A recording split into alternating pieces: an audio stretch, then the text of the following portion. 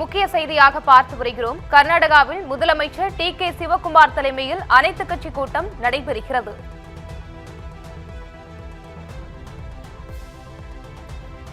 கர்நாடகாவில் முதலமைச்சர் டி.கே. சிவகுமார் தலைமையில் அனைத்து கட்சி கூட்டமானது நடைபெறுகிறது.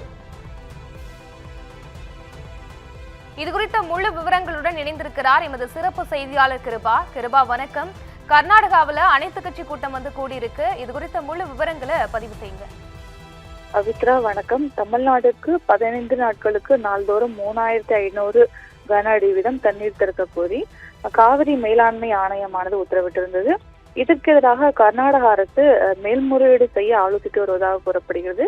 தங்களுக்கே குடிக்க தண்ணீர் இல்லாத நிலையில் தமிழ்நாட்டிற்கு தண்ணீர் திறப்பது கடினம் என கர்நாடகா தரப்பில் வாதங்கள் முன்வைக்கப்பட்டும் அங்கு போராட்டங்கள் கூட நடந்ததை பார்க்க முடிந்தது.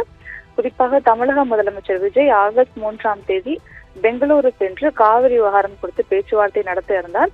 இந்த நிலையில் அதற்கு முன்னதாகவே தமிழக முதலமைச்சர் கர்நாடகா வர வேண்டாம் என அம்மாநில முதலமைச்சரான டி.கே. சிவகுமார் கூறியிருந்தார். அதே போல தமிழக முதலமைச்சர் அங்கு செல்லவிருந்த நிலையில் அதற்கு ஒரு நாள் முன்னதாகவே அனைத்து கட்சி கூட்டத்தை திட்டமிட்டிருந்தார் டி.கே. சிவகுமார். இந்த நிலையில்தான் தற்போது காவிரி விவகாரம் தொடர்பாக கர்நாடகா முதலமைச்சர் டி.கே. சிவகுமார் தலைமையில் பெங்களூருவில் உள்ள இல்லத்தில் அனைத்து கட்சி கூட்டமானது நடைபெற்று வருகிறது.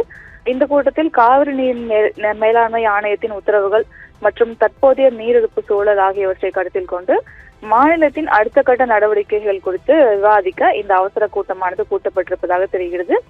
இந்த கூட்டத்தில் கர்நாடகா முதலமைச்சரும் மற்றும் நீர்ப்பாசனத்துறை அமைச்சருமான டி.கே. சிவகுமார், எதிர்க்கட்சி தலைவர் அசோக், அப்புறம் அது மட்டும் இல்லாமல் காவிரி நீர்ப்படுகை பகுதியைச் சேர்ந்த அனைத்து கட்சி எம்எல்ஏக்கள் மற்றும் எம்பிக்கள் மற்றும் முன்னாள் அமைச்சர்கள் இதில் பங்கேற்றிருக்கிறார்கள்.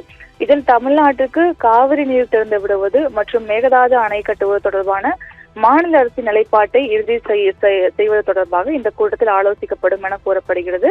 அதே போல தற்போது கர்நாடகாவில் கனமழை பெய்து வரும் நிலையில் அடுத்த கட்ட நடவடிக்கைகள் என்னவாக இருக்கும் என்பது குறித்தும் இந்த அனைத்து கட்சி கூட்டத்தில் ஆலோசிக்கப்படுவதாக கூறப்படுகிறது.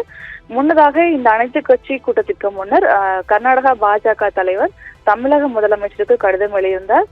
இரு மாநிலங்களும் இணைந்து இந்த விவகாரத்தில் முக்கிய முடிவுகளை எடுக்க வேண்டும் என்ற வகையில் அவர் அந்த கடிதத்தை அனுப்பியிருந்தார்.